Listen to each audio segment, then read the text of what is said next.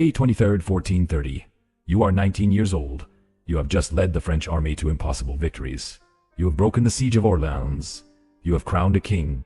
And now, you are being dragged off your horse by Burgundian soldiers, who know exactly how much the English will pay for you.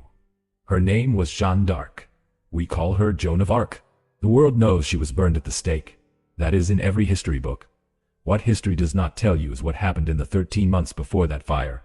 What they did to her in prison.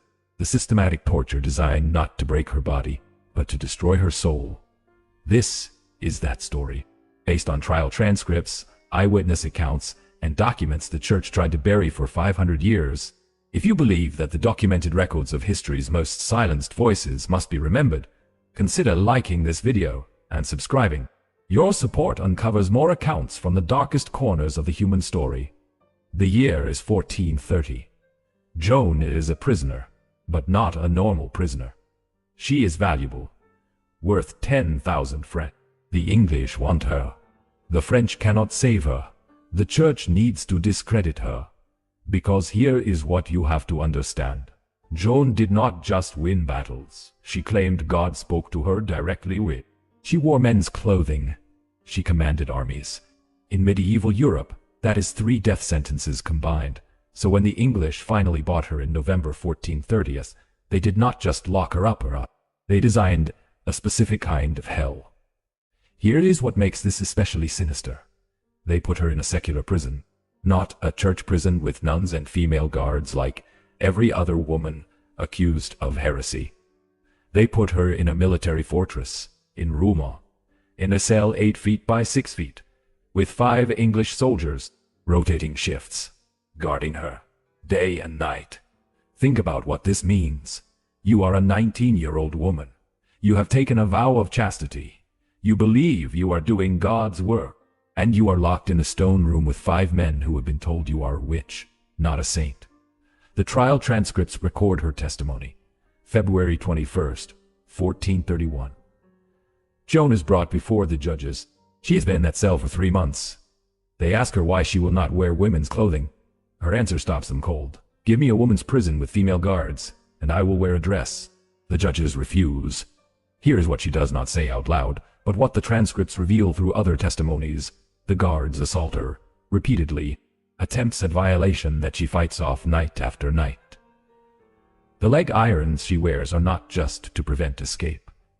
She is chained to a wooden post at night, so she cannot defend herself properly. One guard, named John Gray, later testified at the rehabilitation trial in 1456, 25 years after her death, when it was finally safe to tell the truth. He said the other guards mocked her constantly, called her whore, touched her while she slept, told her that no voices from God would save her here. She kept the men's clothing because it had laces and ties that made it harder to remove. A layer of protection in a cell where she had none. Think about the psychology of this. Every person she trusted has abandoned her. The French king she crowned will not ransom her. The soldiers she led will not rescue her.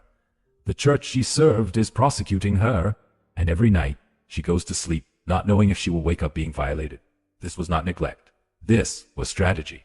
Act 1 of the machine, the starvation of hope. The trial begins in earnest in February 1431. It will last 5 months. Not because the evidence is complicated, because they need to break her systematically. Joan is interrogated almost daily, sessions lasting 6, 8, sometimes 10 hours.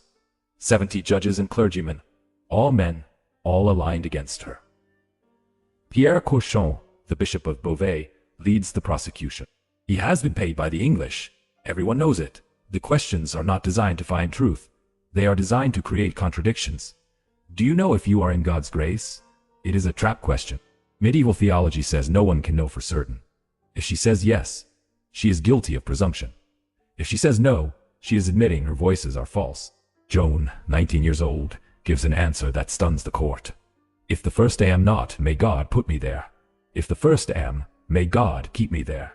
The transcripts record complete silence after this answer. She has outmaneuvered 70 trained theologians. But it does not save her. Here is what is happening simultaneously. While she is being interrogated during the day, she is being tortured at night through sleep deprivation. The guards are instructed to wake her repeatedly. Slam doors. Shout. Keep torches burning in her cell. After 3 months of this, the trial records describe her as weakened and diminished. She can barely stand during interrogations. They are killing her slowly while calling it justice. Act 2 of The Machine. The Public Humiliation. May 9th, 1431. They take her to the torture chamber, not to torture her, to show her the instruments, the rack, the strappado, the wheel. The executioner is there, ready. They ask her one more time to confess that her voices were demons, not God. Joan looks at the instruments. According to the notary, Jean Massieu, who recorded this session, she says something extraordinary. Even if you tear my limbs apart and separate my soul from my body, I will tell you nothing different. And if I did tell you something different, afterwards I would say that you made me say it by force. She is 19 years old, staring at torture devices, and she is calling out their illegitimate process in advance. They do not torture her that day. Here is why. The English are paying for a legal execution. If they torture her, the conviction loses legitimacy. They need her to confess voluntarily. So they try something else. Act 3 of The Machine. The False Salvation. May 24th, 1431. They take Joan to the cemetery of Saint Juan, in public, in front of thousands. They have built a platform, set up a pyre. The wood is already stacked. Pierre Cochon reads the sentence. She will be burned today unless she recants. Joan has been in prison for 6 months, assaulted, starved, sleep-deprived, interrogated for hundreds of hours.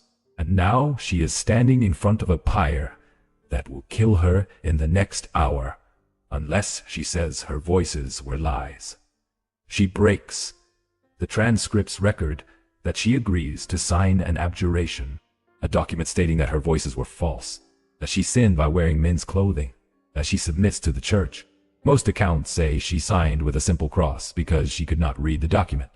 Some eyewitnesses later testified that the document she signed was short, maybe 6 lines. The document entered into the trial record was 33 paragraphs of detailed confession. They switched it, forged her confession to make it more damning. But here is what matters. She signed.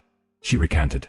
The crowd thinks she is saved. Cochon promises her a church prison with female guards, better conditions, safety. They take her back to the same cell with the same 5 soldiers, still in chains. Nothing changes. Think about what this does to her psychologically. She traded her entire identity for safety, admitted her life's purpose was a lie, and received nothing in return. 3 days later, May 27th, she is wearing men's clothing again. The English guards later testified that they took her dress while she slept, left her only the male clothing, and when she protested, they beat her. She had to wear it or be naked. But Cochon does not care about the context. Relapsing after abjuration means automatic execution. No more trial, no more questions. She is declared a relapsed heretic on May 28th, sentenced to burn on May 30th. 2 days to live. Act 4 of The Machine, the final breaking, May 29th, 1431. Joan asks to confess her sin.